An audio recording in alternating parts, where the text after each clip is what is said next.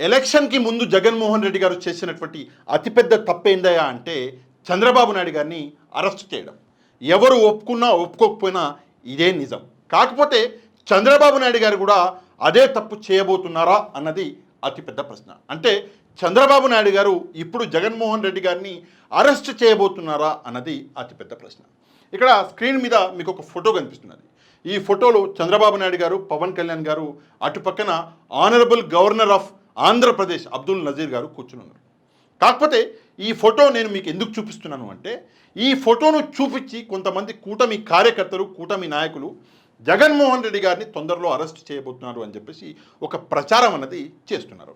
జగన్మోహన్ రెడ్డి గారి అరెస్టుకి ఈ ఫోటోకి సంబంధం ఏముంది అని చెప్పేసి మీరు నన్ను అడగొచ్చు. సంబంధం ఉంది. ఏంటంటే, ఒక ఎక్స్ సీఎంని అరెస్ట్ చేయాలంటే, ఒక ప్రజెంట్ ఎమ్మెల్యేని అరెస్ట్ చేయాలంటే తప్పకుండా గవర్నర్ గారి అనుమతి అనేది తీసుకోవాలి.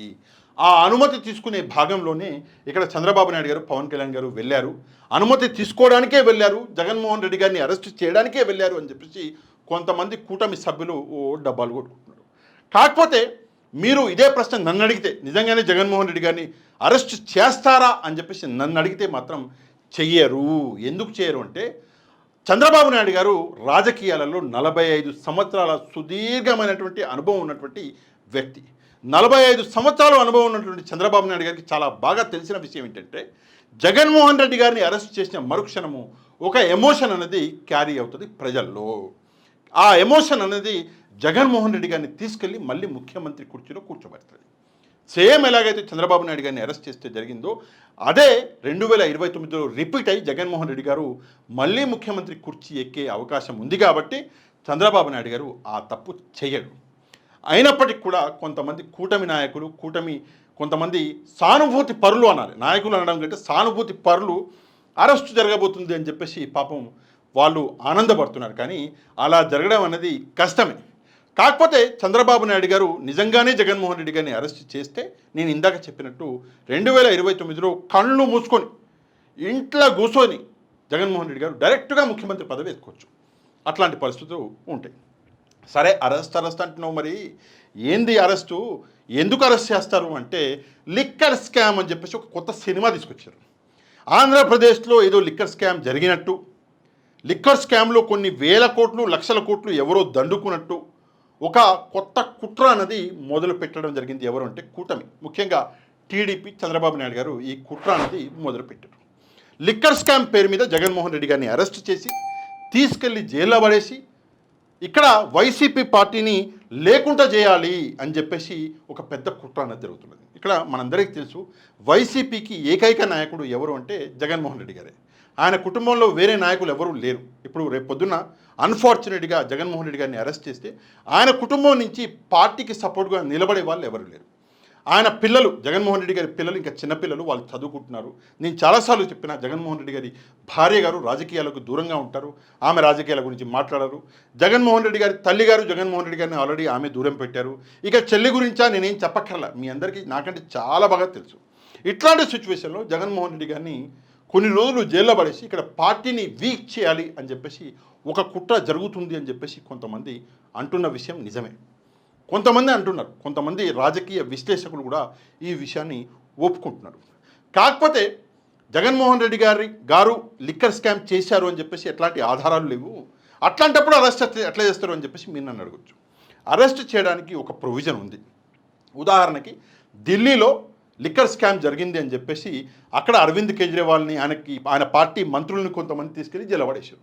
ఈవెన్ కవిత గారిని, తెలంగాణకి సంబంధించినటువంటి కేసీఆర్ గారి బిడ్డ కవిత గారిని కూడా తీసుకెళ్లి జైలు పడేశారు. మరి వాళ్ళు లిక్కర్ స్కామ్ చేసినట్టు ఆధారాలు ఉన్నాయంటే కరెక్ట్గా ఆధారాలు లేవు. వాడెవడో చెప్పిండు, వీడెవడో చెప్పిండు అని తీసుకెళ్ళి లోపల పడేశారు. అయితే అట్లా జరుగుతుంది, ఆధారాలు లేనప్పుడు ఎట్లా జైల్లో పడేస్తారు అని చెప్పేసి మీరు నన్ను ప్రశ్నించవచ్చు. ఇక్కడ ఈడీ దగ్గర ఒక ప్రొవిజన్ ఉంది. అదే PMLA, prevention of money laundering act అని చెప్పేసి ఒక యాక్ట్ ఉన్నది. ఆ యాక్ట్ ద్వారా జగన్మోహన్ రెడ్డి గారిని తీసుకెళ్ళి అరెస్ట్ చేసే ఒక ప్రొవిజన్ అనేది ఈడీ దగ్గర, ఎన్ఫోర్స్మెంట్ డైరెక్టరేట్ దగ్గర ఉన్నది. మరి ఆధారాలు లేనప్పుడు ఈడీ మాత్రం ఏం చేస్తుంది అంటే చేస్తుంది. జనరల్గా ఏదైనా క్రైమ్ జరిగిందనుకోండి, ఫర్ ఎగ్జాంపుల్ జనరల్గా ఏదైనా మర్డర్ జరిగిందనుకోండి, ముందుగా ఆ క్రైమ్ ఇన్వెస్టిగేట్ చేసి చేసిన వ్యక్తి ఇతనే అని చెప్పేసి తెలిసినాక ఆధారాలు ఉంటే ఆ వ్యక్తిని అరెస్ట్ చేస్తారు. ఇది జనరల్గా ప్రొసీజర్.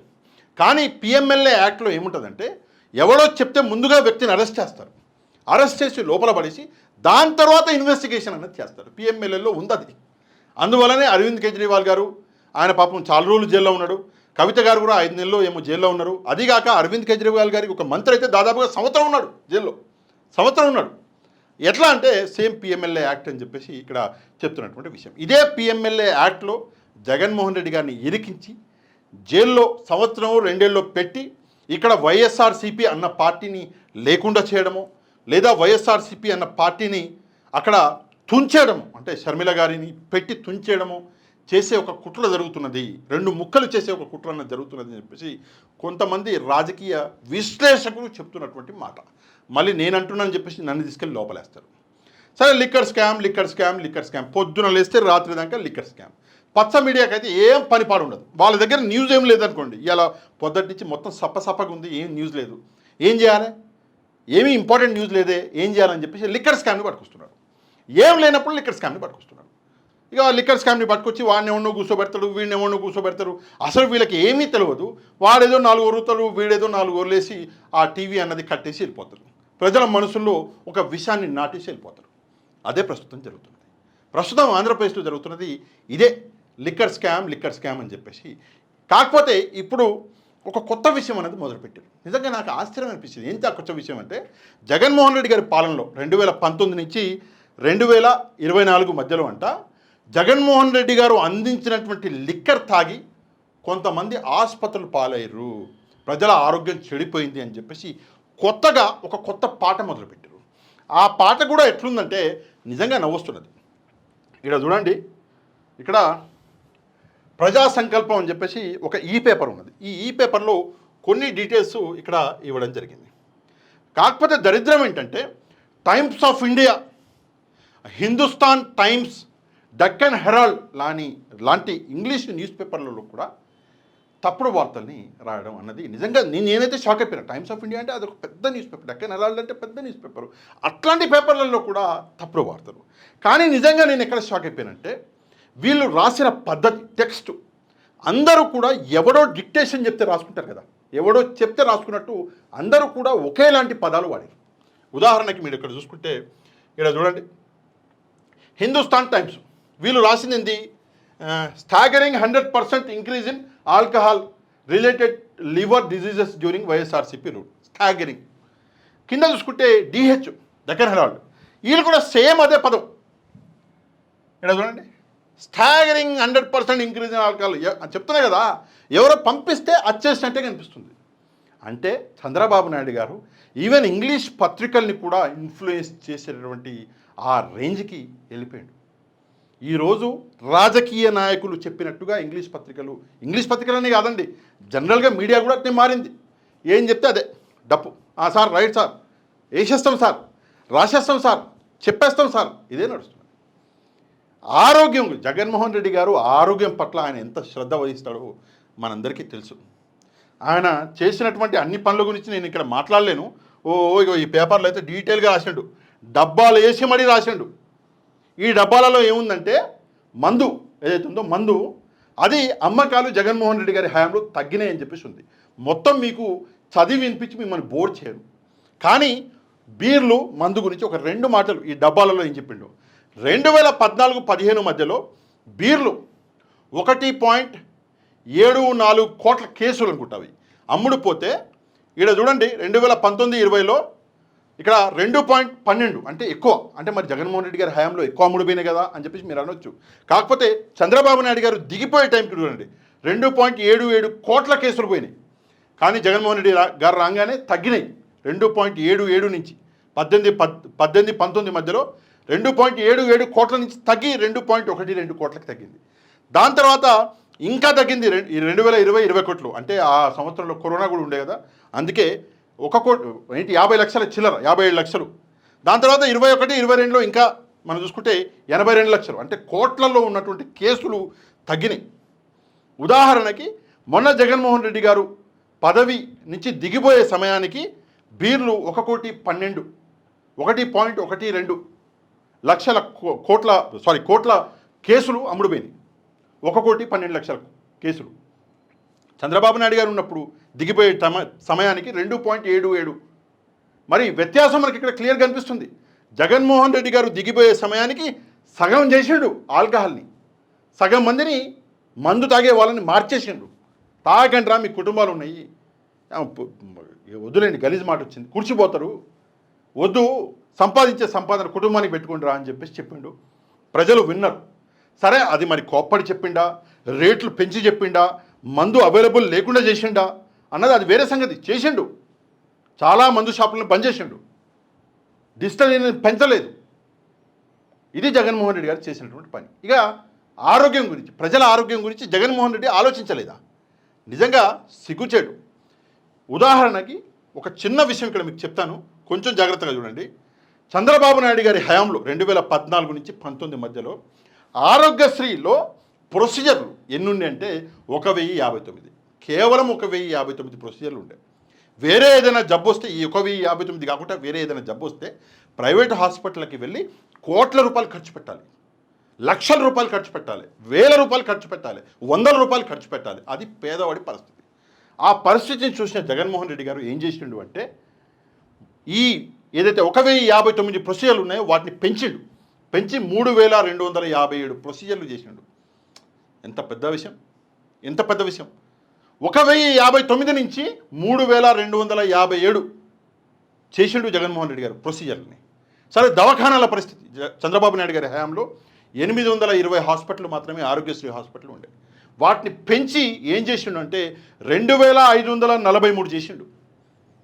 ఎంత? 820 ఉన్నదాన్ని పెంచి 2540. అంటే ఆరోగ్యశ్రీ హాస్పిటల్ యాడుందంటే 100 కిలోమీటర్లు 150 కిలోమీటర్ల దూరం ఉంది కాదు, మనకు దగ్గరలో ఆరోగ్యశ్రీ హాస్పిటల్ వచ్చేటట్టు చేసిండు.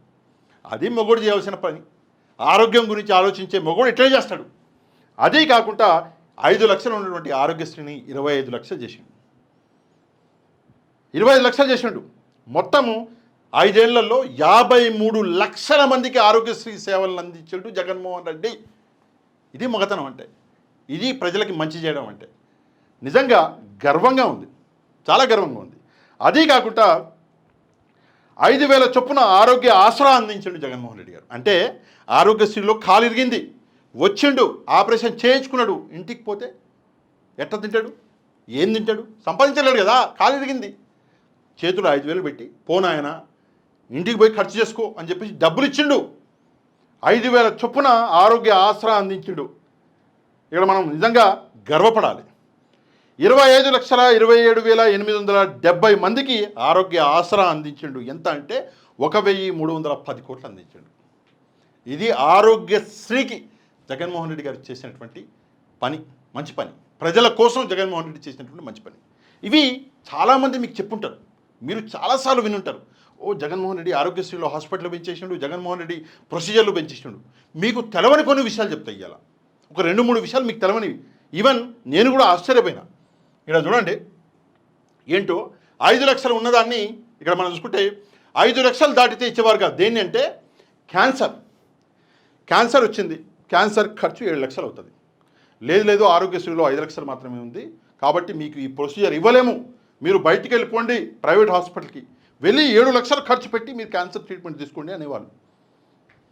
కానీ ఆ విషయాన్ని ఏం చేసిండు, ఈ పరిస్థితులను పూర్తిగా మారుస్తూ వైఎస్ఆర్సీపీ ప్రభుత్వం వచ్చిన తర్వాత క్యాన్సర్కు ఎంత డబ్బు ఖర్చు అయితే పర్వాలేదు, అన్లిమిటెడ్గా పూర్తి వైద్యం అందించేందుకు శ్రీకారం చుట్టాడు జగన్మోహన్ రెడ్డి. ఎంత ఖర్చు అయినా 25 లక్షలు కాదు, 45 లక్షలైనా సరే ఖర్చు చేయండి అని చెప్పేసి చెప్పిండు క్యాన్సర్కి జగన్మోహన్ రెడ్డి గారు. అదే కాకుండా 2 చెవులకి కాక్లియర్ అంట ఇంప్లాంటేషన్ చేయడానికి 12 లక్షలు అవుతుంది. దాన్ని కూడా 12 లక్షలు 2 చెవులకి, చెవులు వినిపించిన వాళ్ళకి అనుకుంటా, నాకు తెలియదు అది కాక్లియర్ ఇంప్లాంటేషన్ అంటే ఏందో. 12 లక్షలు ఖర్చు అయితే ఆ 12 లక్షలు అది కూడా ఆరోగ్యశ్రీ పరిధిలో తీసుకొచ్చాడు జగన్మోహన్ రెడ్డి. చెవిటి వాళ్ళకి అంటే చెవులు వినిపించని వాళ్ళ కోసం జగన్మోహన్ రెడ్డి 12 లక్షలు. ఇక అది కాకుండా ఏం చేసిండంటే బోన్ మ్యారో ట్రాన్స్ప్లాంటేషన్ అంట, స్టెమ్ సెల్ ట్రాన్స్ప్లాంటేషన్ 11 లక్షలు ఖర్చు అవుతుందంట. ఆ 11 లక్షల్ని కూడా జగన్మోహన్ రెడ్డి గారు ఏం చేసిండు అంటే మొత్తానికి ఆరోగ్యశ్రీలో తీసుకొచ్చిండు. నెక్స్ట్ మనం చూసుకుంటే గుండె మార్పిడి, అంటే గుండె ఆపరేషన్ కాదు, గుండె మార్పిడి 11 లక్షలు ఖర్చు అవుతే ఆ 11 లక్షల్ని కూడా ఆరోగ్యశ్రీ పరిధికి తీసుకొచ్చిండంట జగన్మోహన్ రెడ్డి గారు. ఇవన్నీ చేసిండు జగన్మోహన్ రెడ్డి. ఇవన్నీ చేసిండు కాబట్టే ప్రజల గుండెల్లో జగన్మోహన్ రెడ్డి అన్న ఒక పేరు అన్నది పచ్చబొట్టు పొడుస్తారు కదా, ఇక్కడ చర్మం మీద పచ్చబొట్టు పొడిస్తే ఎట్లా నిలిచిపోద్ది, అట్లా ప్రజల గుండెల్లో నిలిచిపోయింది. అట్లాంటి జగన్మోహన్ రెడ్డి గారి మీద లిక్కర్ స్కామ్ అను, అదేదో బొక్కర్ స్కామ్ అను, అదే బొచ్చుల స్కామ్ అను, ఆ స్కాముల పేర్లు చెప్పి ఆయనని మెల్లగా జైల్లో దూసేసి ఇక్కడ వైసీపీ పార్టీ మీద కుట్రలు చేస్తామంటే ప్రజలు ఊరుకుంటారా? ఒక్కసారి సమాధానం చెప్పండి. అదీ కాకుండా ఇప్పుడు టీడీపీలో అంటే కూటమిలో నడుస్తుంది, ముఖ్యంగా టీడీపీలో ఒక నానుడు నడుస్తుంది, ఒక భయం నడుస్తుంది. ఏంటంటే జగన్మోహన్ రెడ్డి మళ్ళీ వస్తే అని చెప్పేసి వాళ్ళకు వాళ్ళే భయపడుతున్నారు.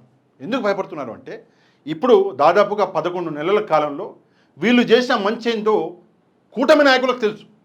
సరే ప్రజలు పట్టించుకుంటున్నారు అంటే చూస్తారు, ప్రజలు ఎప్పుడు కూడా గమనిస్తున్నారు. కానీ కూటమి నాయకుల్లో ఒక భయం మొదలైపోయింది. అరే మనం చేస్తున్న ఈ పనులకి మళ్ళీ మనకు ఓటేసేటోడు ఎవడన్నా ఉన్నాడరా, మళ్ళీ జగన్మోహన్ రెడ్డి గారు వస్తే మన పరిస్థితులు ఏందిరా బాబు, ఇప్పుడు రెడ్ బుక్ అంటున్నాం, రేపు పొద్దున ఆయన ఒక బుక్ ఓపెన్ చేసిండంటే దెబ్బకి మనం అందరం సౌత్ ఆఫ్రికా వెళ్ళిపోవాలి ఇండియా వదిలిపెట్టి అని చెప్పేసి ఆల్రెడీ కూటమి నాయకుల్లోనే ఒక భయం అనేది మొదలైంది. మరి ఈ భయం ఎంతవరకు వెళ్తుంది? కూటమి నాయకులు అంటే అది కాదండి, పెద్ద నాయకులే, పెద్ద నాయకుల్లోనే భయం మొదలైందంట. ప్రస్తుతము కొంతమంది చర్చించుకుంటున్న విషయాలు నేను మీకు చెప్తున్నాను. మరి పాషా గారు మీ చెవిలోకి వచ్చి ఎవరైనా చెప్పిండా అని చెప్పేసి మీరు నన్ను ప్రశ్నిస్తే నా చెవిలో చెప్పలే, కానీ ప్రస్తుతం కొంతమంది మాట్లాడుకుంటున్నారు, గుసగుసలు మా దాకా వస్తున్నాయి. అది ఇంపార్టెంట్ విషయం. ఏది ఏమైనా కూడా జగన్మోహన్ రెడ్డి అనే వ్యక్తి కెపాసిటీని మీరు మెజర్ చేయలేరు, అట్లాంటి మెజర్మెంటే లేదు. అందుకే జగన్మోహన్ రెడ్డి గారి మీద కేసులు పెట్టాలి అన్న ప్రయత్నం మానుకోండి. అదే కాకుండా జగన్మోహన్ రెడ్డి గారి సన్నిహితులు చాలామంది ఎక్స్ మినిస్టర్లు, కొంతమంది వైసీపీ నాయకుల మీద కేసులు పెట్టారు. కేసులు పెట్టి వాళ్ళని ఇబ్బంది పెట్టే ప్రయత్నాలు చేస్తున్నారు.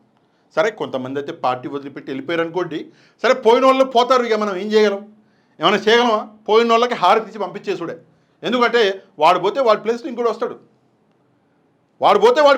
వస్తాడు, సామాన్యులు వస్తారు.